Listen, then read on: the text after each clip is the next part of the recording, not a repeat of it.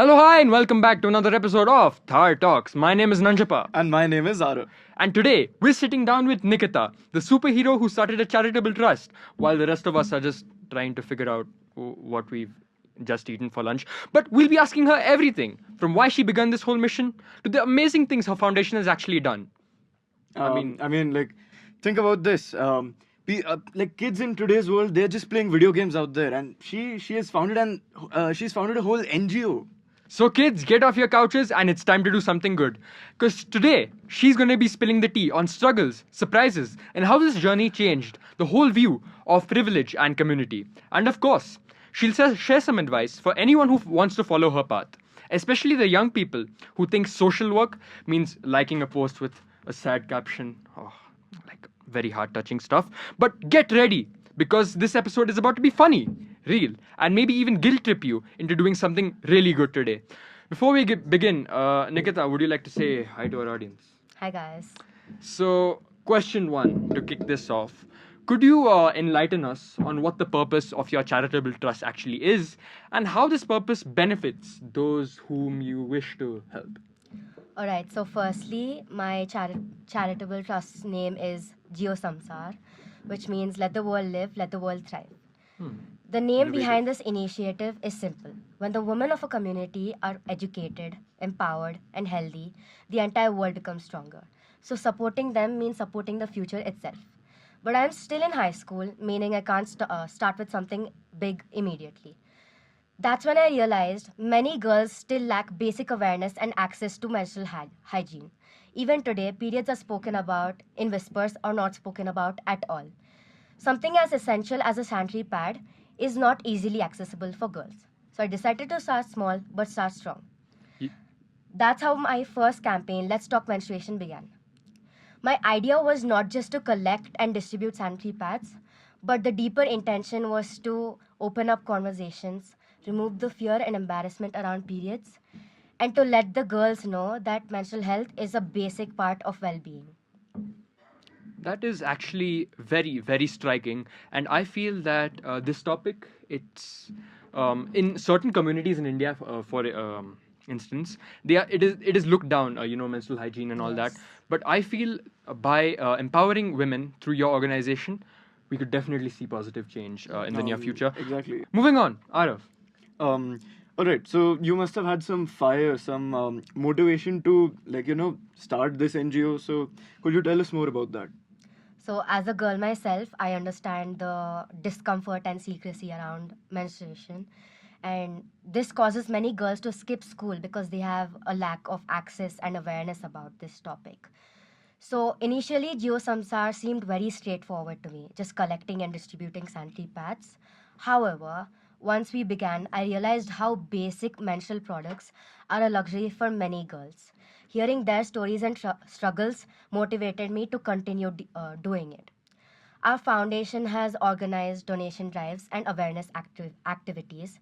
Though they seem small, they inspire me to become more dignified, and what began as a simple idea evolved into a powerful reminder that menstrual health is not a privilege, it's a basic right. That does make sense. Like if you really think about it, that should explain like why it's quite hard to like get this off as a taboo from society, right? Yeah, Yes. that's true. Nikita, in this day and age, right, actions really do speak louder than words. Like, people want to see what you've done rather than what you preach. So, can you tell our audience a little bit about the amazing things your foundation has carried out, which have effectively contributed to your cause? The stats. Mr. Stats, take us away. So, firstly, we organized free dental camps and eye checkups for about 300 children in an upper primary municipal school. 300. That's great. So, we also distributed family cards where 6 members of their family can go to the hospital and get a free checkup. Along with that, I've also distributed about 1,500 sanitary pads to 60 girls in the same upper primary municipal school. Along with that, in Vijayawada, a place near Hyderabad, we reached out to 250 women in slum areas who are suffering with Down syndrome and cancer survivors, where we've distributed about 5,000 sanitary pads to them. and about a few toys to the rag picking children. Additionally, for the second round of my campaign, Let's Talk Menstruation, it happened in a government high school in Hyderabad, where we talked about hygiene, health, with the help of a nutritionist and a gynecologist, where we've distributed about uh, 5,000 sanitary pads there as well.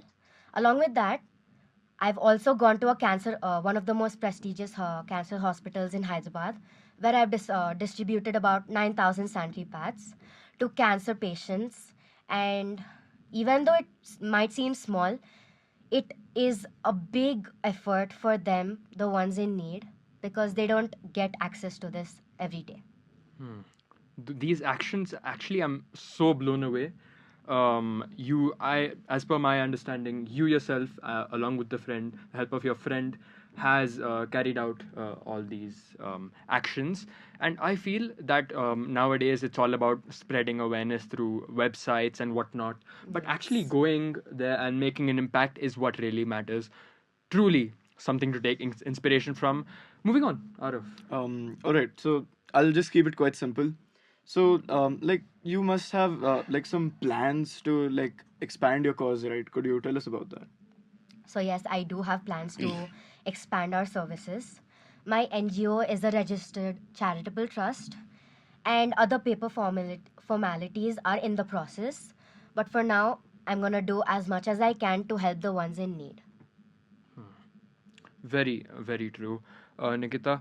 So, do you view this is a very, very frank question? So, do you view this organization as purely a work that you do for your school, a project, or something that is purely worthwhile? Absolutely. I do find this NGO very worthwhile. Every activity we've done. And when I started GeoSamsar, actually, I didn't fully realize what the issue was when we were addressing it. But once I interacted with the girls, understood their struggles, and saw the need firsthand, I realized that their challenges are not something that's existing. It needs to have action upon it. And these activities are worthwhile because they create real and immediate impact. It might be as small as distributing sanitary pads, but having an open conversation about periods may give these people who are receiving the action comfort and making them more open and aware of what is happening to them. But for many girls, when they do not talk about it and the taboos going around, it creates discomfort. So, doing this creates confidence and helps them realize that menstrual health is a basic part of well being. Very, very conviction led, Nikita. Moving on, Arav. Um, all right, so if you had like one piece of advice, like for anyone who wishes to pursue the path that you are pursuing right now, what would it be? So, I would like to talk about my 70 hours of service at the cancer hospital. It had entirely changed me because this activity seemed very straightforward in the beginning. But as I started doing these activities, I realized that it changed me as a person as well. It made me more responsible and more grateful for what I have. And even though it still feels like a drop in the ocean, the need is very great. But at least I'm proud of myself that I started the first step with my friend. So if you even have a small thought about doing something for helping people, I just say just begin. No matter how small it is, it's about the intention of your thing. It's not about the scale of the project. So just start. All right, so small steps. And that is very, very invaluable advice. So, Nikita, starting an NGO is no easy feat. Could you tell our audience a little bit about anyone who has helped you in starting this charitable trust of yours? So one of my biggest strengths in this NGO is the support system around me. My parents have always encouraged me to explore new ideas, and they completely trusted me with this initiative. Along with that, my friend Tia, she's at home. So she has been my constant from home. partner at in every activity we planned, discussed, we executed it together. And even though the entire process felt a little tedious at times, especially because we could only work during the holidays because I live in a boarding school, We handled everything with proper planning and teamwork. We also received a lot of support from people we didn't expect, individuals associated with schools, institutions, and hospitals, who willingly gave us permission, guidance, and coordination. The cooperation made it way easier for us to do the activities. So while Geo Samsa was my idea, it became a collective effort. Every person who supported, encouraged, or guided us helped turn a small intention into a meaningful action. Very true. And teamwork makes the dream work truly at play here. And I mean, that also speaks that, I mean, it's not just like an individual who's trying to who's Yeah, trying it's a to collective achieve- effort. Yeah, It's a collective effort. When you realize that the amount of people that have actually put effort into this, it makes a It's totally mind-boggling. Yeah. Almost makes you want to rethink the effort you put in into your group project. Yeah. So, Nikita, how did this project change your perspective on communities and privilege? So the project entirely transformed the way I understand communities and privileged, especially because I've started interacting with them and understanding their struggles. In the beginning, I never felt its weight, but as I delved deeper into the activities, I realized that whatever is a small basic need for me is a luxury for many people. And I only realized when I began interacting with the girls across the different communities at the cancer hospitals, during my mental health campaign, in the slum areas, etc.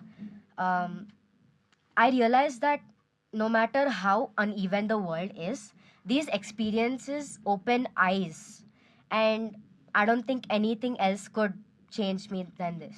That is so utterly striking. A lot of these people, they just do it for the sake of profile building and for fame, but doing it for a purpose that actually benefits the way our world functions and progresses is what really matters. Arav, All right, so closing off, I'll just end with one question.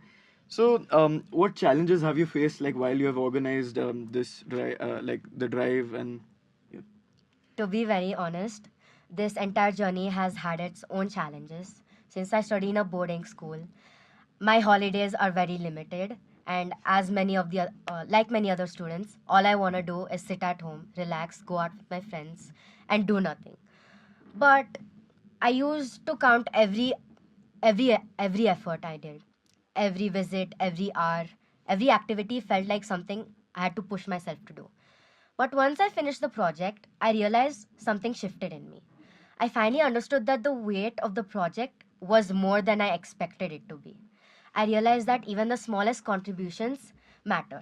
I felt incredibly grateful after finishing the project, and I am truly happy for the support I received from my family and my friend Dia, who helped me finish this project successfully.